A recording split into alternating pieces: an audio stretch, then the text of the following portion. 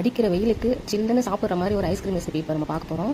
So அதுக்கு என்னெல்லாம் தேவைப்படுன்றதை நம்ம இப்போ பார்க்கலாம். அதுக்கு முக்கியமான பொருள் வந்து தேவைப்படும். ஒன்று வந்து சிஎம்சி பவுடர் அண்ட் வந்து ஜிஎம்சி பவுடர். இது ரெண்டுமே வந்து நம்ம யூஸ் பண்ணும்போது ஐஸ்கிரீம் வந்துட்டு நம்ம பார்லரில் எப்படி போய் சாப்பிட்றோமோ அதே டேஸ்ட்டு அதே கண்டிப்பாக ஒரு வாட்டி ட்ரை பண்ணி பாருங்கள். அப்புறம் உங்களுக்கே வந்து ரொம்ப பிடிச்சிரும்.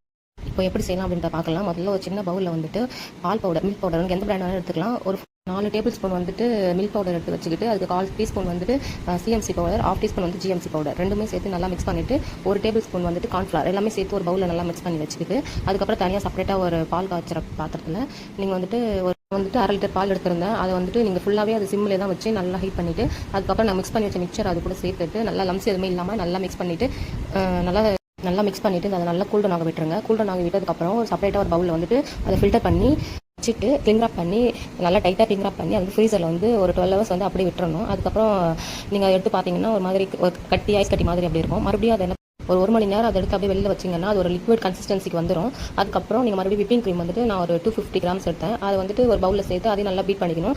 அதில் வந்துட்டு நான் மில்க் மைடுமே சேர்த்துருந்தேன். மில்க் மைட் சேர்த்திங்கன்னா அவ்வளோ ஒரு சூப்பராக இருக்கும். சேர்த்துட்டு அதை நல்லா மிக்ஸ் பண்ணி வச்சுட்டு நம்ம ஆல்ரெடி இங்கே வச்சிருந்த அந்த மிக்சர் இருக்குல்ல பால் அதை வந்துட்டு அதில் சேர்த்துட்டு அதையும் நல்லா பீட் பண்ணி வச்சுட்டு நல்லா டைட்டாக மூடி அதே மாதிரி நீங்கள் ஃப்ரீசரில் வந்து ஒரு 24 ஹவர்ஸ் அந்த மாதிரி விட்டிங்கன்னா நமக்கு பார்லர் டேஸ்ட்டில் அப்படியே ஒரு சூப்பரான ஐஸ்கிரீம் கிடைக்கும். கண்டிப்பாக இந்த சம்மருக்கு நீங்கள் எல்லாமே செஞ்சு சாப்பிட்டு பாருங்கள். அவ்வளோ சூப்பராக இருக்கும். உங்கள் ஃபேமிலிக்குமே வந்துட்டு உங்களுக்கு ரொம்ப பிடிச்சிரும். கண்டிப்பாக ட்ரை பண்ணி பாருங்கள். நம்ம சேனல் உங்களுக்கு பிடிச்சிருந்தா சப்ஸ்கிரைப் பண்ணிக்கோங்க. ப்ளீஸ் ஒரு லைக் பண்ணுங்கள். ஓகே, பாய்.